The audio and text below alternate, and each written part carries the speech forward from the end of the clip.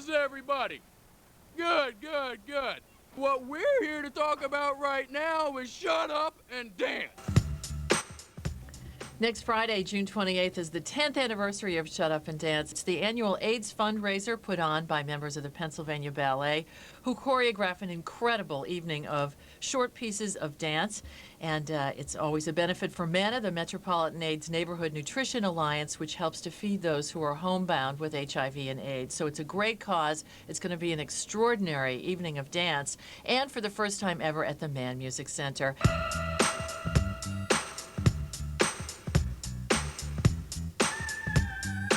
This is a great, great event for everybody involved, particularly all of our clients at Manna, many of whom are actually here in the audience tonight for the first time because we were able to move into this big, beautiful Mann Center for the Performing Arts.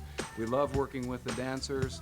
They're fantastic people, and their creativity means so much to all of us who are involved in Manna on a day-to-day basis and throughout the year. It's great to be working with dancers who've been here from the beginning. In the beginning, when we originally decided to do the benefit, and Manna had sent the representative to meet with us about it, and the representative actually thought that it was never going to be successful. He tried to persuade us not to do it, and they already had their big fundraiser for the year, and this is one of those happy circumstances where I'm sure that that individual is glad to have been proven wrong.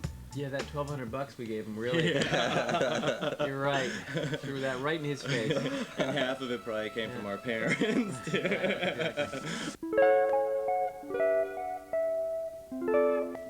It's cold. It's very cold. It was smelly. It's kind of hard not to I talk was about drunk the most of the toilets. time.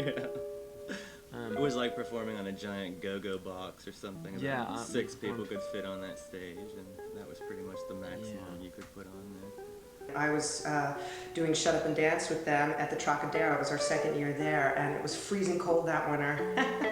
And all the toilets froze, and no one could use the bathroom. I don't even think the audience could. The strongest memory that I have is that it was just a lot easier, smoother, and far less painful than delivering Carlo. Oh. Everything that was wrong with the place was pretty much insignificant compared to the fact that we were actually doing Shut Up and Dance. Yeah. And then we were changing in this closet, the whole Pennsylvania Ballet, in the back of this closet. Yeah, I think it had a very raw feeling to it, and that's why, you know, people really enjoyed it. It was something totally different than what they would normally see at the ballet. Anywho, the third year Shut Up and Dance packed up their butts and moved on down to HYY. I just retired June 15th, a year ago, so kind of funny. Been a part of Shut Up and Dance for, from the first show to the 9th show. I'm actually on a poster, which you all should remember. Pigtails, tutu, back to the camera, topless, you know, pretty hot. But yeah, Shut Up and Dance was really great for me. It provided me with many, many assets, which I used on my application to Penn. You're up next, Twinkle Toes. I'll be right there, Rich.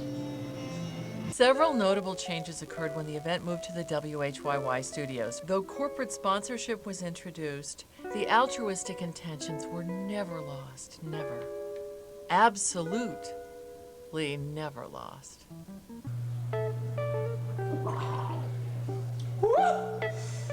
It works for me. Wouldn't you know it, but a little while later, I'm here at the Forest seeing a matinee of Miss Saigon, and what should be in the program but an insert about Shut Up and Dance. At the Forest, the event continued to elevate both Manna and the Pennsylvania Ballet. In fact, Martha Graham herself hosted one of the performances.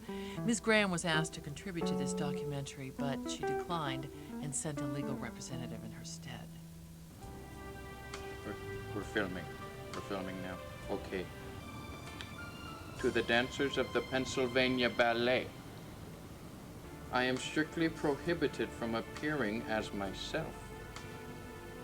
I do, however, wish to extend my thoughts and support on your altruistic endeavors. Tears are again running down the insides of my cheeks. Yours truly, Martha Graham.